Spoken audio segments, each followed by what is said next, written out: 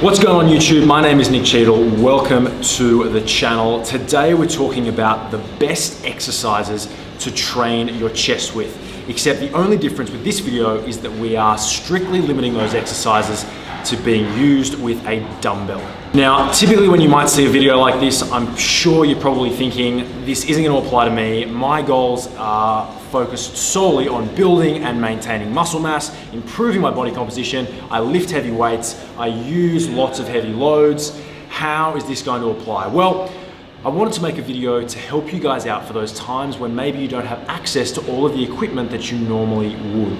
I'm talking about when you go away on holiday, maybe you're traveling for whatever reason, or maybe you get to the gym one day and you just can't access your favorite machine. Maybe it's broken, maybe there's a whole line of people waiting to use it. Well, I'm gonna run through the best exercises to train your chest with using only a dumbbell, which will help you with running enough load and enough volume through the muscle to actually warrant substituting them out for a machine-based or cable-based exercise.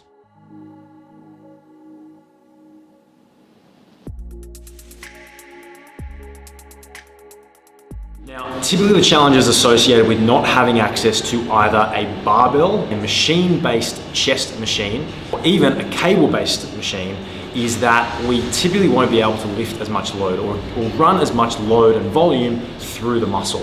When you think about a barbell bench press, for instance, you can typically lift a lot more than when you compare that to a dumbbell chest press. So obviously the natural challenge that we face is how do we get enough volume through the muscle? So these exercises are going to allow you to do that in the most efficient manner possible. Something else to think about is that machine-based movements and barbell-based movements, as well as those cable variations that I was talking about, typically require a lot less stabilization. They recruit less muscle fibers, but it also allows us to push more load as a consequence. So naturally, when we take those away, we need to try and figure out a way that we can increase that training stimulus. So let's explore some ways that we can actually look at solving that problem. First exercise we're going to talk about today are the bread and butter when it comes to dumbbell exercises. I'm talking about pressing movements, both a flat bench press and a incline bench press movement using dumbbells. Now, obviously these movements are going to give us the best possible opportunity to actually get plenty of load and volume through the chest. Now, these are as close as you can get to a barbell style movement of the same exercise, and it shouldn't mean that we have to do too much in terms of making up volume. As I said before, dumbbell pressing typically involves more stabilization. It's much more difficult to control two separate weights than it is to control one weight.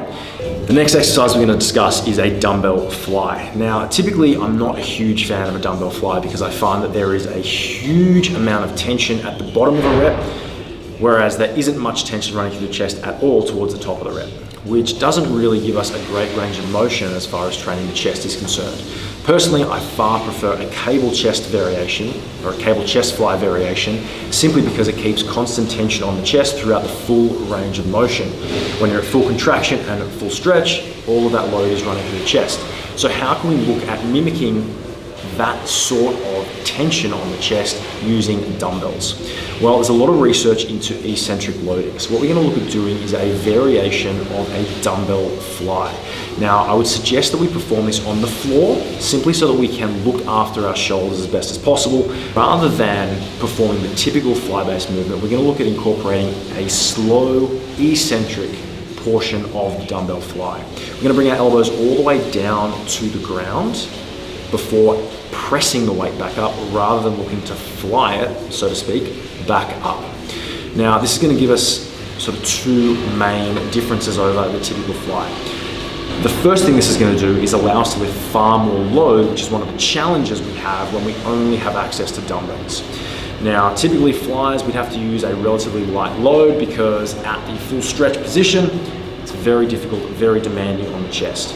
This way we can really stack on the load and look at really controlling that eccentric portion of the rep, which incidentally is extremely beneficial for muscular damage, hypertrophy, and muscular growth before simply pressing that dumbbell back up, which is obviously much easier to perform than flying it back up, so to speak.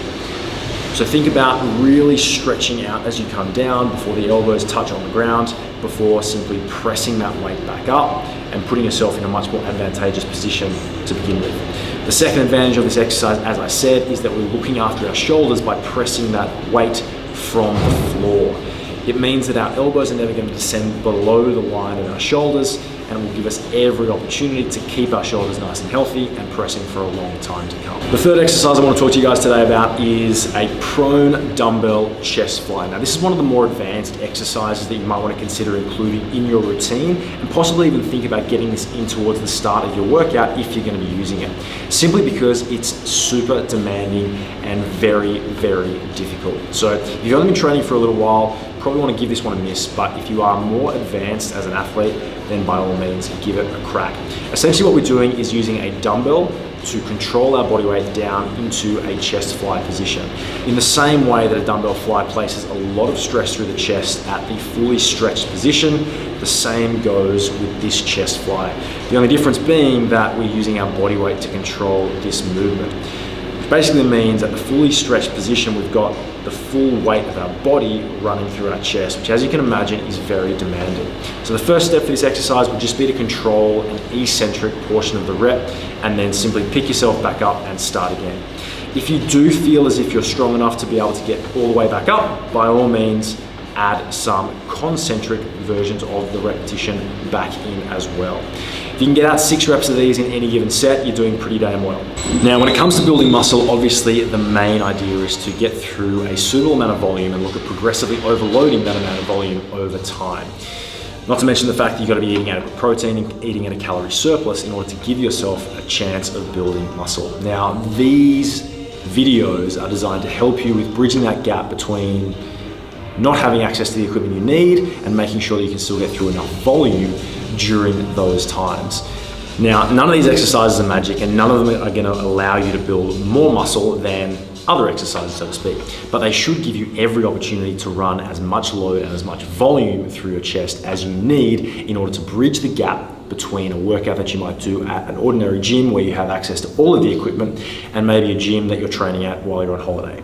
I know that when we first opened Paragon, we had to wait a little bit longer than we first anticipated for all of the equipment to arrive in the gym, and as such, we had to make do with barbells, cages, and dumbbells only. We didn't have any of our equipment, of our cables, of our machines, so for us, this was our reality. And so too for you, you might find yourself in a situation where these exercises come in handy. If you enjoyed today's video, guys, please consider subscribing to the channel, giving this video a thumbs up, and I'll be back in the next couple of weeks with another best dumbbell exercises with a focus on back, shoulders, arms, and legs. Catch you next time.